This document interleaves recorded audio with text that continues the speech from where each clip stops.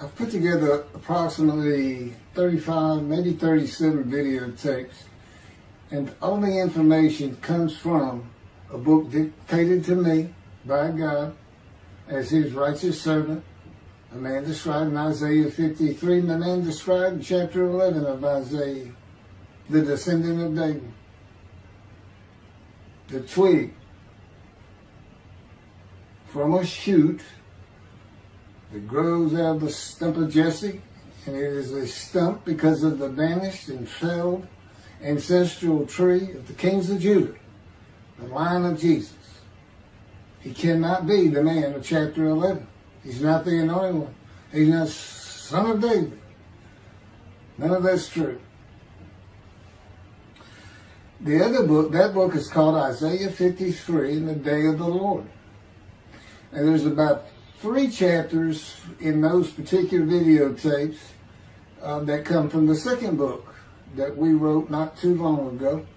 He dictated to me the story of my life. It's to show you how I fit the verses of Isaiah 53 with regard primarily to suffering, familiar with disease.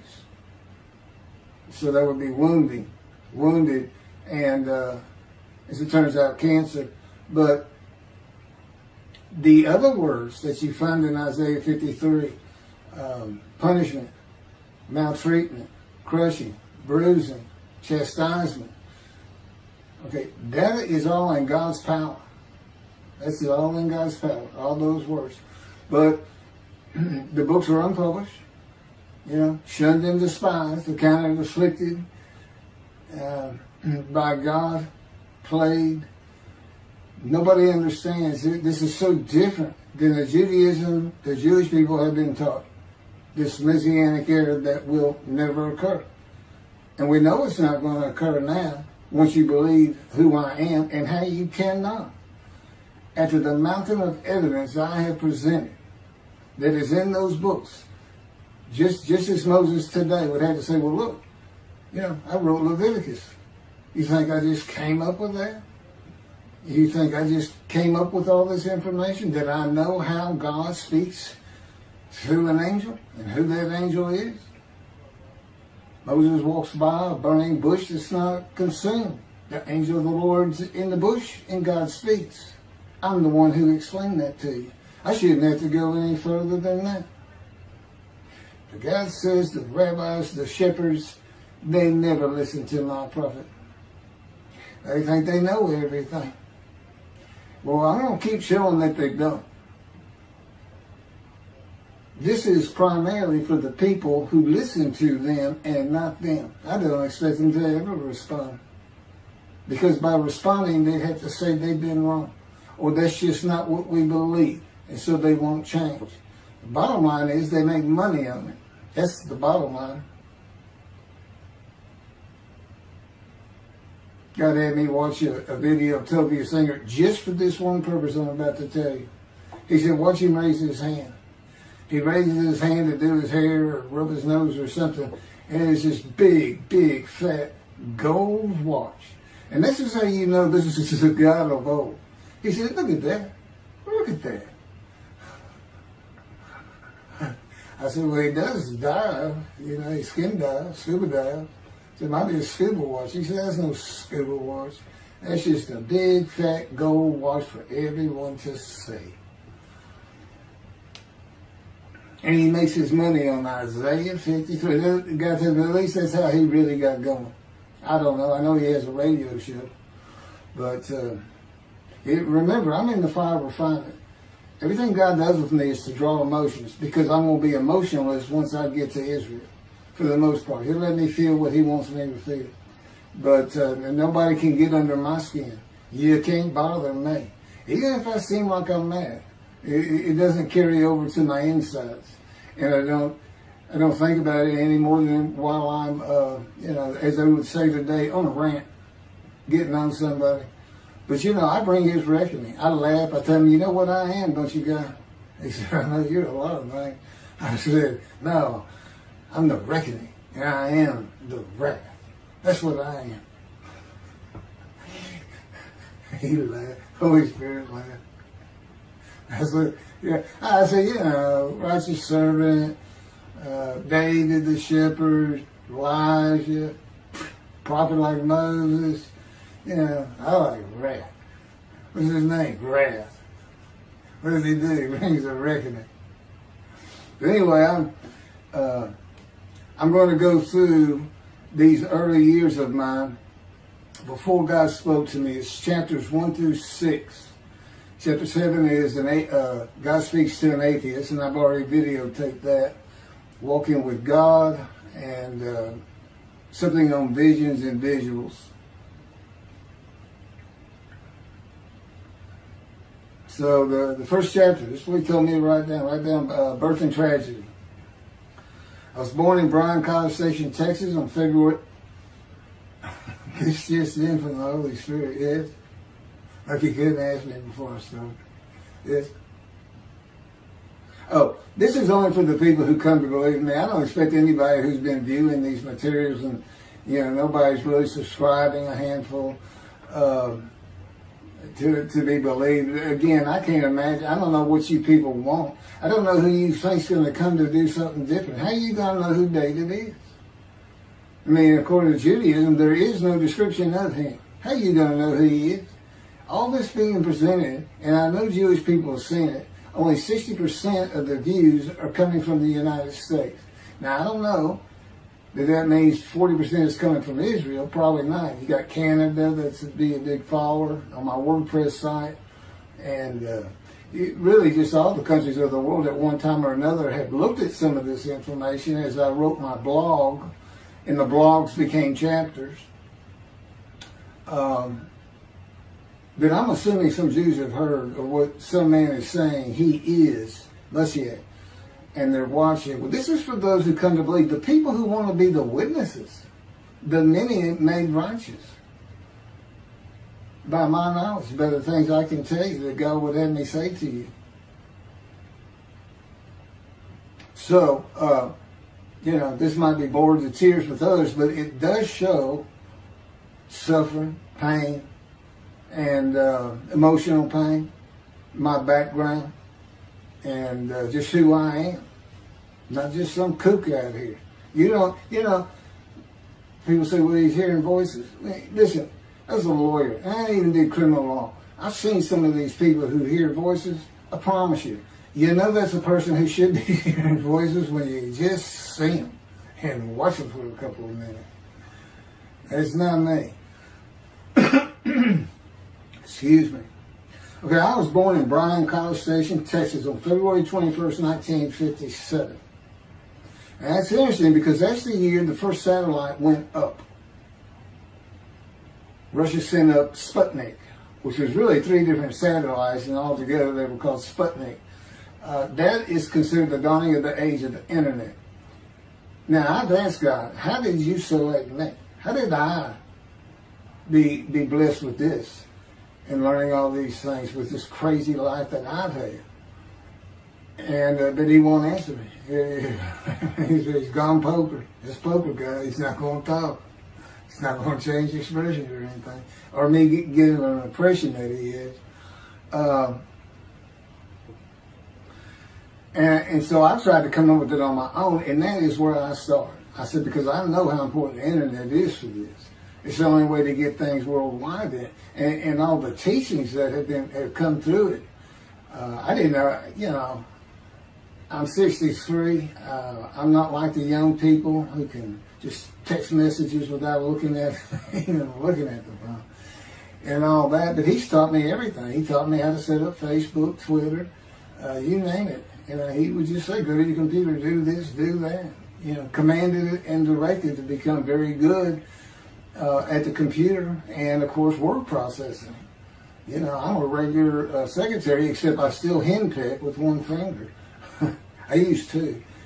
But God says that's to show you I have perfect use of this disfigured right arm. It just doesn't have muscle in it, and my shoulder's short. Anyway, I was born in Bryan College Station, and that's where Texas A&M University is. And my dad was attending Texas A&M when I was born. I graduated from there 22 years later, which is a story in and of itself. So I was born premature in the 7th month of my mom's pregnancy. I was born in February, and there were many complications. My parents were told I would not make it through the night, and they should just take me home. Mind you, this is 63 years ago. The biggest problem was that my insides had not fully formed, and it was impossible for me to take milk. Mamie, my great-grandmother, told my parents, boil rice. Feed him the rice water. It's got all kinds of nutrients and minerals in it.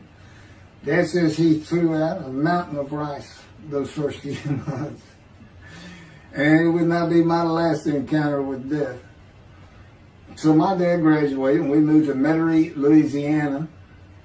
And his first job is an oil and gas geologist.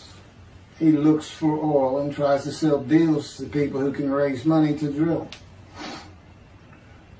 He gets money up front and a percentage of production once they get their money back. That's what he's done his whole life.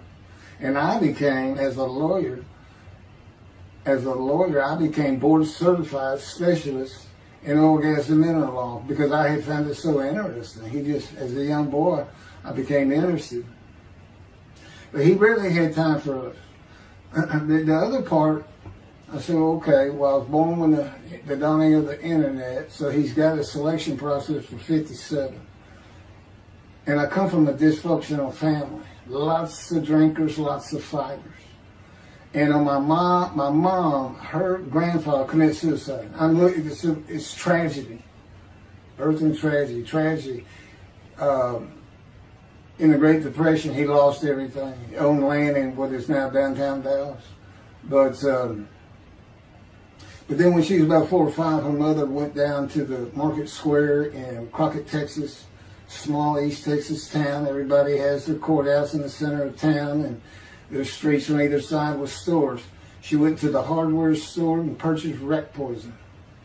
She hadn't gotten hardly out the door when she opened it and took it herself. Died right there on Main Street in the middle of the day in a little small town. I don't know how long that would have been. My mom's 85 or 6. She was 4 or 5. Almost 80 years ago. So I'm sure it was quite an event. And her dad took her and her sister. Her sister's about 2 years older, to Metairie, and not Metairie, to someplace in Louisiana. But could have been Baton Rouge. And her father became a elevator operator. And you can still find this in Houston. When I was at law school, I went to law school downtown Houston, but South Texas College of Law. And at the courthouse, they would have somebody sitting in there on a little stool and with a lever and take you up or down, take everybody up or down. With all the lawyers coming in for the court cases, it was packed. I'm sure they've done away with it by now. But that's what he did. And they found him one day or night. He had taken out a pistol, he shot himself in the head and killed himself. So now she had suicides on both sides of her family. And her father's brother took the 2 girls in. He actually adopted them. And when she was about 10 or so, I believe, she's with him out in some shack in East Texas. And, there's not even phone in this place. And he took a shotgun, and I'm sure he'd been drinking. They were all known for it. And blew his head off right in front of her. I mean, that's all the circumstances I know about it. It doesn't sound like a good scene at all, but it scarred her for life. Okay, we've been taking care of her from the get-go. My father amazes me to no end. What he has done to care for her. See, they knew that was his sweetheart.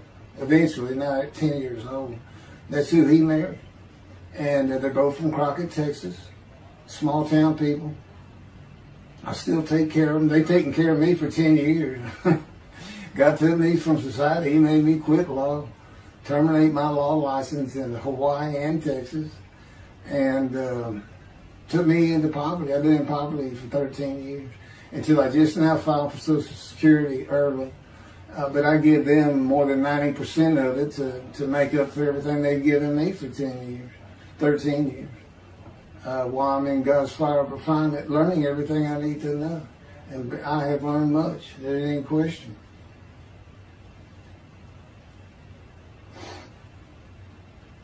So anyway, there's 3 suicides. There's 4 suicides right there. So it's a family of tragedy. You know, it's a tragedy of losing your entire family in the Holocaust and you're the only one left. It's not like that. Because God says, I just got things as close as I could. He says, I touched you in the womb to disfigure you, really for just one reason. Well, 2 reasons. One, it makes you identifiable. But it was so people would pick on you. I wanted people picking on you because that's what happens to young Jewish boys. Just for being Jewish, just for having a disfigurement. People will pick on you. I've told him since, I don't even really recall many people saying anything to me. He said, that's because you look like you crawl all over them if they did. And I did. I was always just say something, anything. That's just the way I was just angry inside. And God's taken all that away. But I can still go on a good rant. But, and then my mother in the 60s, young people may not know this, but that's when, you know, the Woodstock and marijuana, LSD, everything started getting big. And at the same time, doctors were just handing out pills left and right. Valiums, painkillers, Percocets. You know, just asking for it. They were writing scripts. And I know today they put a lockdown on that. But she got heavy into it and drunk all the time. I'd have to come home from school and stay with her. And she became such a different animal, a different person when she drank. She became a little girl, you know, and having your mom act like that and slobbering. And, you know, I'd go in there to be Valium dripping out of her mouth with a bottle of booze by her. So it was an ugly scene. And so I came from a dysfunctional family, so I think God wanted that. And He's there with me from my first year to make sure that I live a life of suffering. He orchestrated many of my wounds. And He's taken me back in vision to see these things. And His visions, one thing you don't pick up in the Bible, when I say Bible, I'm talking about the Jewish Bible, the Hebrew Bible, that's not, unless I say otherwise. Which is like when God says, my peoples. If He just says my peoples, He's talking about the Jewish people, the chosen. I mean, He may say the peoples of Moab, or just by the context, you know, He's referring to another group. But that comes up all the time. So to add to that, she tried to kill herself a few times. And when I was 10, my dad was at a Texas A&M game in Dallas. And I know it was 1967, so I was 10 years old. Because I'm very familiar with that particular game. It was against Bear Bryant and Alabama Crimson Tide. And he had coached at Texas A&M. So as you can tell, me and my dad are big Aggie fans and football fans. But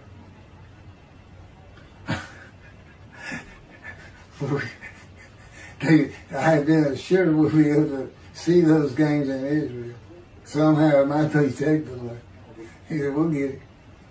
That's the Holy Spirit. We'll get it. I said, he's so funny. I don't know where my sister and brother were, but I heard some noise and I went down about 1 or 2 in the morning, and our stairs curved and there was a little bay window cut out, and I looked down out into the living room. She's laying newspapers out, and I just sat there watching. I didn't know what to do. And she got down that paper and took out a butcher knife, not a razor blade, a butcher knife, and opened her wrist up. And this happened again years later when I was in high school. She opened her elbow up, and that was god awful. I don't know how. But before she bled out, my dad opened that door. I sometimes think she knew he was going to be there soon, would probably save her. But it didn't look good, and I hated myself for not doing something. Maybe that's why I was so angry. Anyway, because I didn't do anything, I just sat there. I couldn't move. I don't know. I don't even know what I was really thinking, really. But I can't. What it did is it told me how much her uncle blowing his head off must have done to her. That must have really hit you. I had nightmares my whole life, but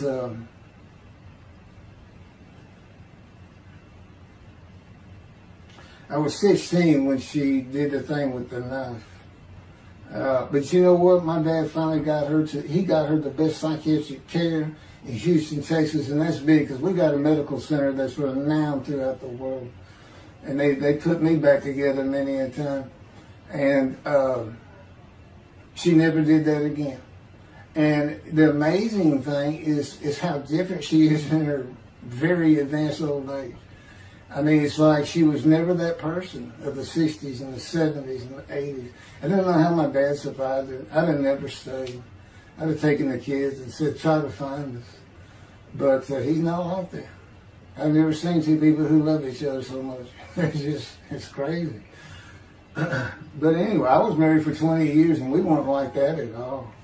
We finally divorced for irreconcilable differences. Okay, my first major surgeries when I was 2 years old. My first surgery. Up above here, I have a scar. I had my first of many surgeries. Been born without my right pectoral muscle, small shoulder, withered arm. And there was some, the movement of my arm was restricted. There was some tissue in here that had to be cut out. So they opened me up and did that. I was born right-handed, but I do everything left-handed, except for light things. Like I shoot a basketball right-handed. I throw a ball right-handed. Darts, things like that. But bowling, I'm left-handed. You know, anything heavy. And I was quite an athlete. If I'd had two good arms, I'd have probably been on scholarship. I was already offered a partial scholarship at a small school for track, even with this bad arm. But I just didn't have the fast start. You got to have two strong arms just pushing out in front of you. But I was some kind of quick and fast. So we moved back to Houston, to a place called West University, a suburb. And this little story, I don't even like telling it, but God tells me I have to. And he had something to do with it, but I'm not going to go into that part of it. So anyway, I had decided when I was in second grade, I was tired of school, didn't want to go anymore. I don't exactly know why. I just know I said, that's it, and now I'm not going. Dad came to get me up and take me to school until I'm not going. And it was on. He was going to get me there. It took him about an hour to get me to the car. Fighting and screaming and running around, hiding, getting under bed. You name it, I was doing it. And anyway, he finally gets me to the school, but he's too tired. He wasn't even going to try to get me out of the car by himself. So he get out, and he goes and gets the principal. Now, my dad's about 6'2", but he's real slim. And but he comes out with his principal, who's taller than he is, and he's a hefty guy. He's burly. Anyway, so they come, they said, get out of the car. I said, not getting out of the car. I'd already locked the doors. And only the two front doors locked, and it was those locks that you pull up and push down. So my dad used the key, and he opened up, he popped that lock up, and I slammed it back down. Said, I'm not going to school, I told you.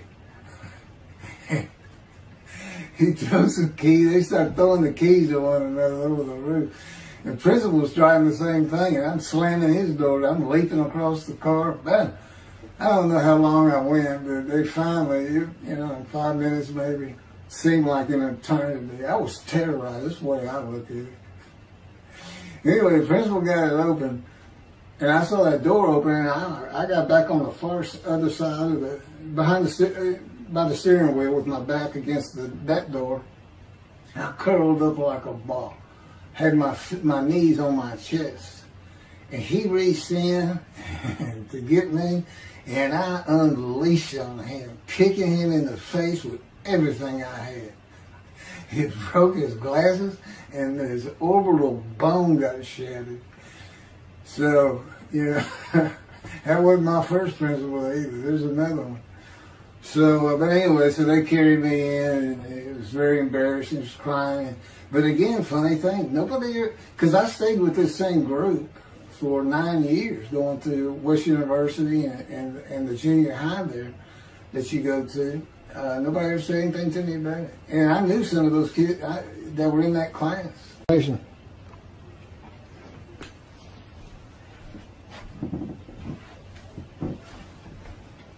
My camera only goes for half an hour. I can see on the screen that I have pointing towards me that when it runs out, I have to turn it off and turn it back on. But anyway, that ended my fight with my first principal.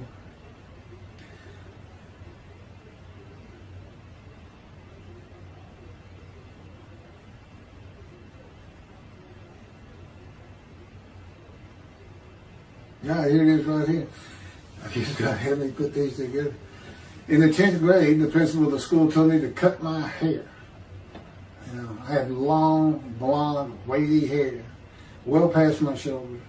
Again, this was, you know, I graduated high school in '76, and this has been junior high, so it's in the early '70s, but it felt like the '60s still. And I kept it in a ponytail. It was neat. But it was a school-wide policy. I think I was one of the last people to cut his hair. I was hiding all the time. I was always on the alert for the teachers that would turn you in. But I went and got it cut. I told the barber right at my collar. Sat there in the chair and cut it right at my collar as I was instructed to do. And then I was commanded to return to the principal's office. And so I presented myself to him. I sat down in the chair in his office, and he gets up, walks behind me, and grabbed me by my hair, back of my head, and jerked my head back fast. And said, "It's still over your collar." Now, I don't know if I did a backflip out of that thing. I can't really recall. But what I do recall is it took 3 people to get me off of him. And I was permanently expelled from school, which ended up me leaving home.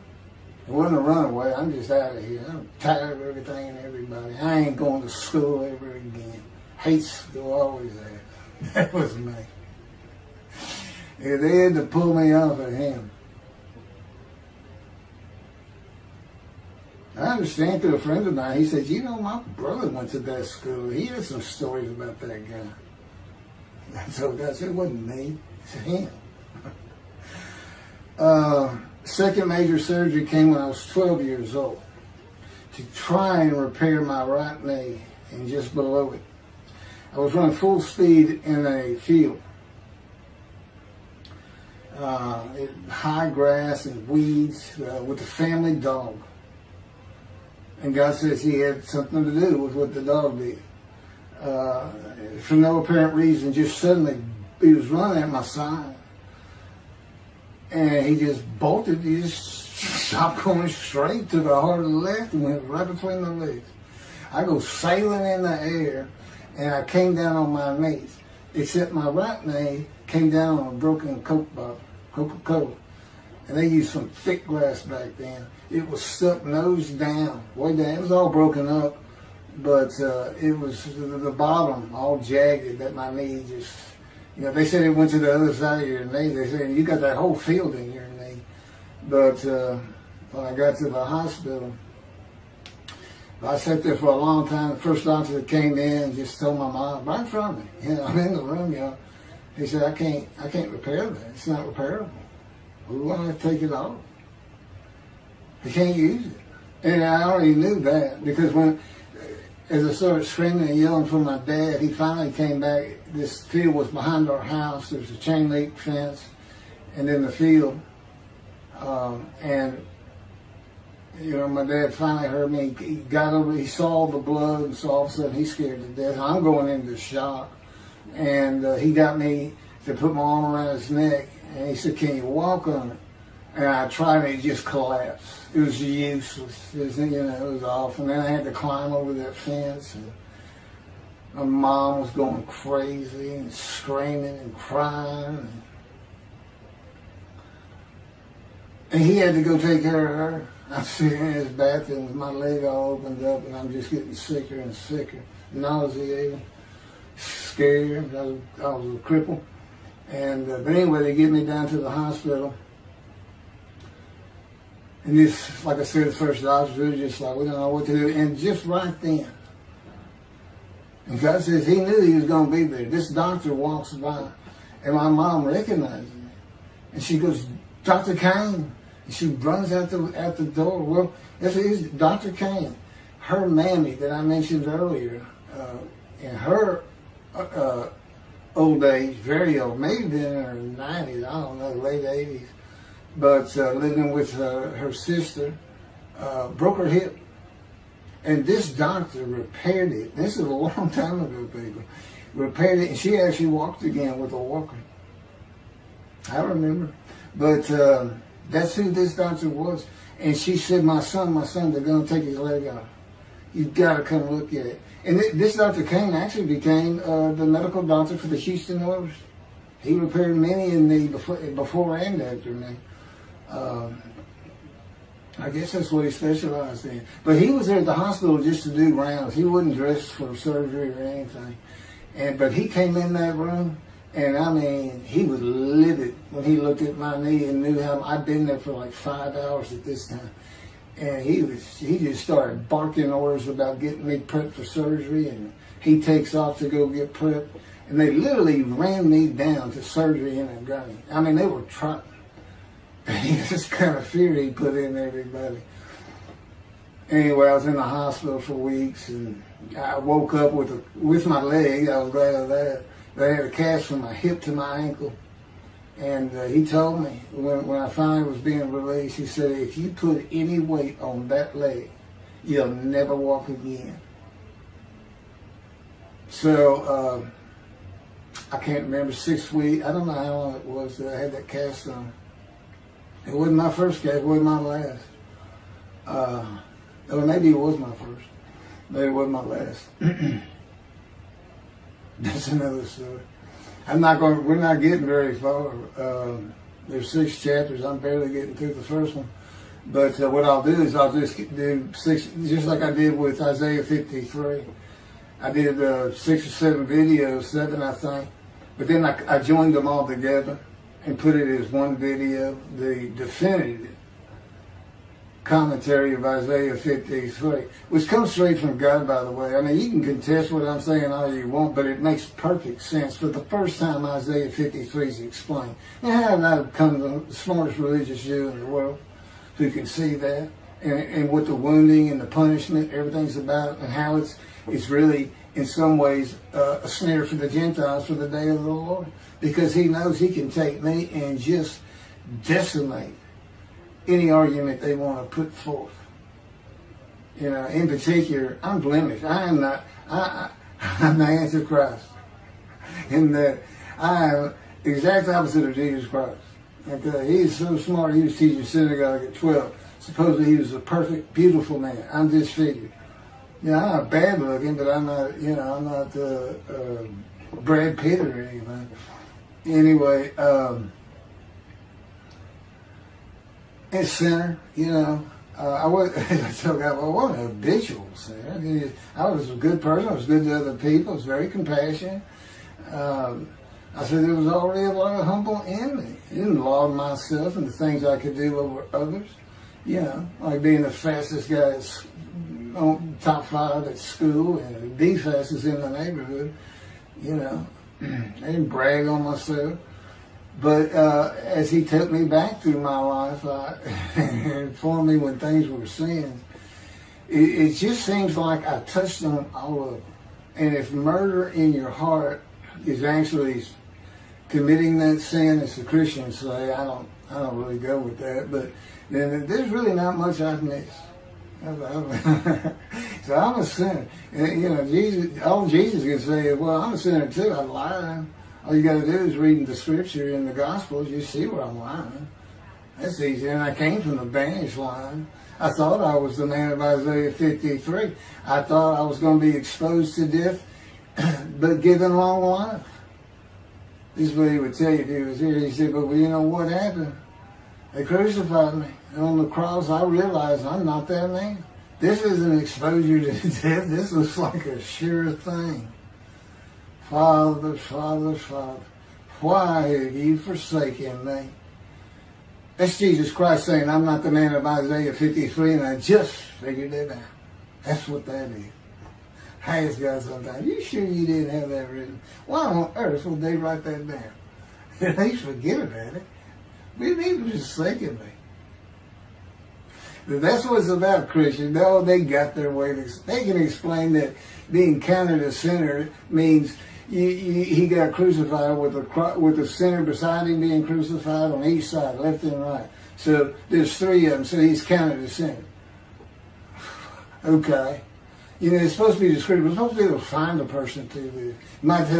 You might tell Judaism the same thing. You know, this is to find somebody. It's not the people of Israel. They're all kinds of people. No, we're looking for a guy so God can have a Moses. Why? We have a new covenant. Why? It's the day of the Lord. Why? Jeremiah says so. That's why. It's so easy. The lamb blooms again. Okay, and he's coming with covenant friendship with the temple. So the lamb blooms again at a time when there's no temple. Jerusalem's going to be rebuilt. It's a metropolitan today. This is no Jerusalem of antiquity. The old city might be too big. And I'll make a new covenant with you. I'm going to forgive all your sins and remember them no more. That will cause Torah to be written on your heart. It's a metaphor. Let's think, when did he do this before? Oh, that's right. Assyrian Babylon exiles, Isaiah was writing for. God said, I forgive your sins, remember them no more. They became a holy seed, and what they did? They built the second temple. What are we missing? The third temple. It's so easy. So it is the day of the Lord. There ain't any question of that. I'm just telling you it started with the Russians. Sending us Sputnik. It was a little risky. And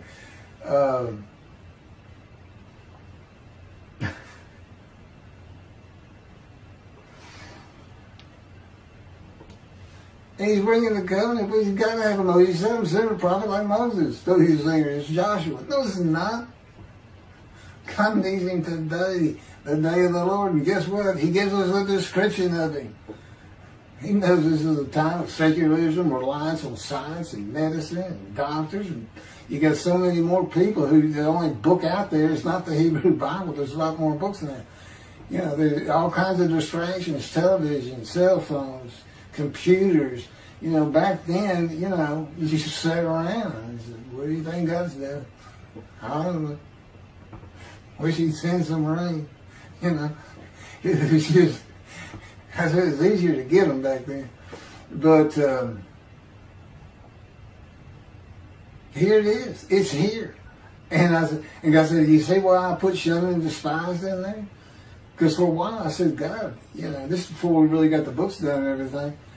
I said, I'm just sitting in a room. I can't really tell anybody shunned and despised in me. Counting me plagued, afflicted, and by God, and everything else. He said, well, how you feel now that we've been putting all this on the internet and everything? I said, I feel shunned and despised. Yeah. I can tell they know. There's no question this hasn't gotten back to those two. I said, you keep attacking them like this and I'll be certainly sure, just in case I'm wrong. But, because he won't actually tell me, he won't tell me anything, this is a rule of thumb, he won't tell me anything that I cannot find out or become knowledgeable on or informed on of my own, which means about nothing because we're in a room all the time. The adjunct of the Holy of Holies is what I call it. I live in the Holy. I'm like the priest who can, the only person who could go into the Holy of Holies was the high priest. And that's what I'm like. As a matter of fact, God had me write down, just as he had David write down, a new Psalm, 151, where God said, and it's on a video, where God is speaking. Where the Lord came to me and God said, quote, and within that, he says that he declared me. We actually used the psalm where he declares it for David. He declared me an eternal priest in the order of Melchizedek and King David. and a rightful king, small k, and a rightful king. And he also declared, I'm the righteous servant. I mean, that's God talking. I mean, he's using it. When he dictated to me, it wasn't, to be written in my personality. That's him. That's him doing a new song.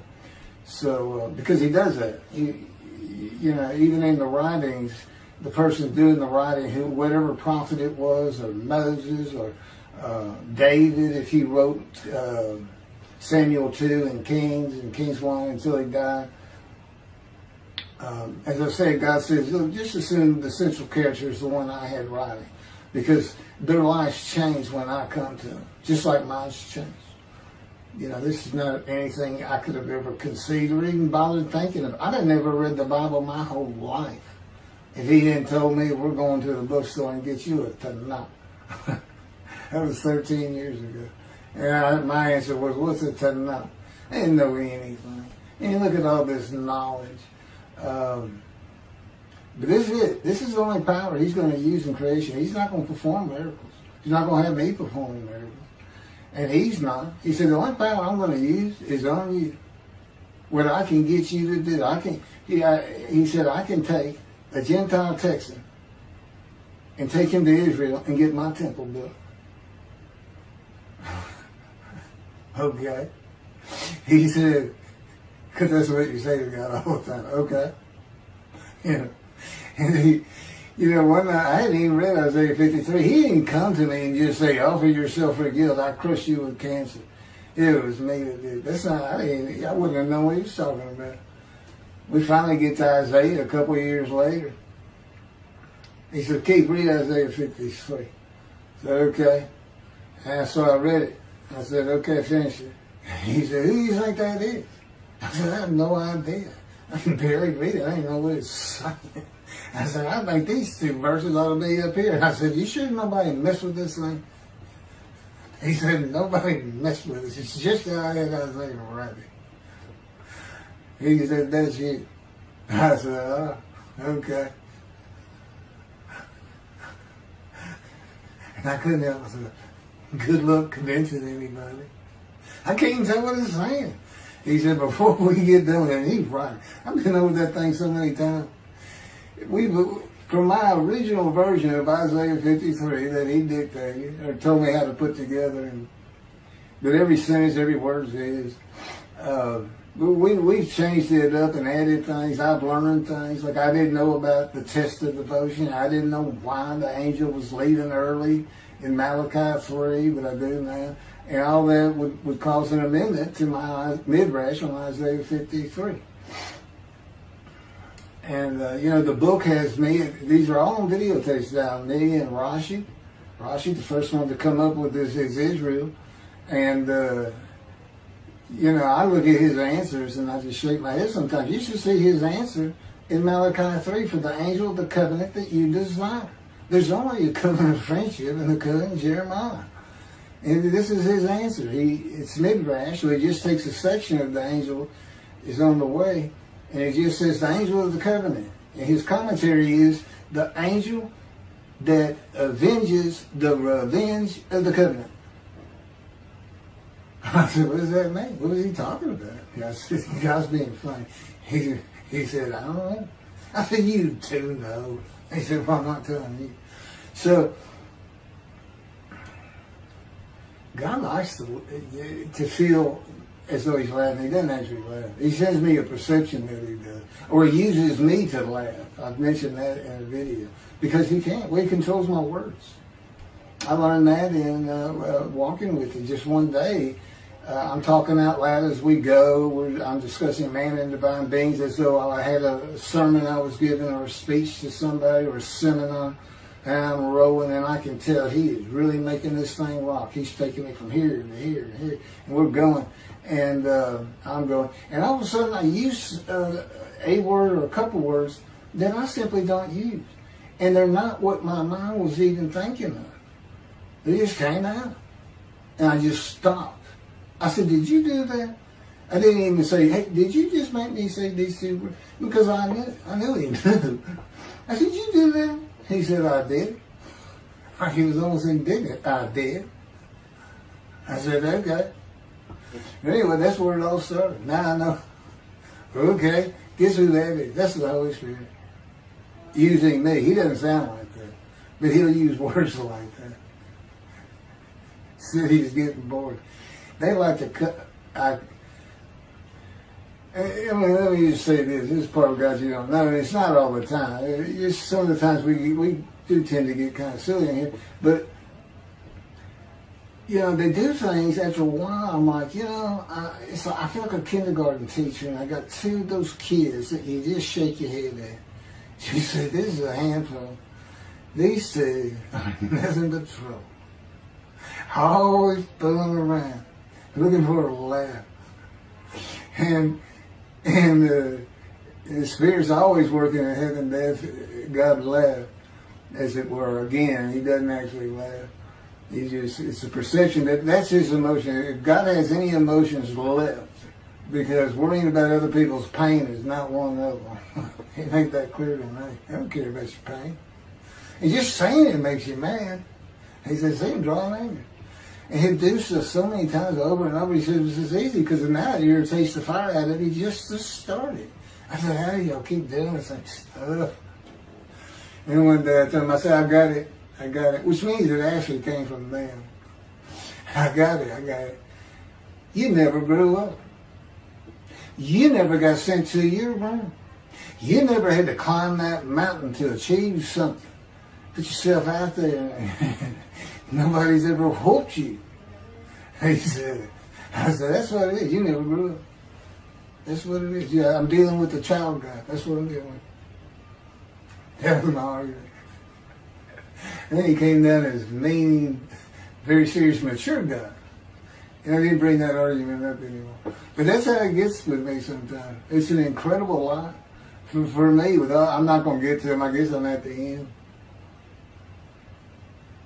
I'm getting close to when I got shot. I thought that was a new chapter. Oh, it's not. Well, I'm going to put it, this is getting long. Anything over half an hour, we try to stop. Now, my Isaiah 53 is 5 hours. But, yeah, you don't have to watch it all at one time, of course. He doesn't hardly let me watch it. Yeah, I don't even watch them before they get posted. He said, no, you watch it later. Because it comes on my TV that he got me. And I didn't know at the time it was going to be, you know, that he was serious about doing videos. And I certainly didn't know about making it a backdrop. He decides everything. You know, he tells me when to eat, when to get up. I don't sleep hardly at all, 2 or 3 hours a night, and sometimes less, and take a half hour nap sometimes. But I found out I feel fresh. You know, I don't need that much sleep. He said, well, you're not really doing anything. Why do you need a lot of sleep? And see, that used to make me mad. Now I just laugh at it. Thank you very much for listening. I'll pick this back up on another video, and eventually I'll put these first 6 chapters, just like I did Isaiah 53, because it's a book that he dictated to me. I can't get it published. I'm going to put it on YouTube. That's why I'm reading it. And as I said, if you don't want to listen to it, don't listen to it. But the information that's in these books and in those videos is, that's my proof. And quite frankly, God says if that's not enough for them, well, that's just too bad. Utter destruction is what they end up getting.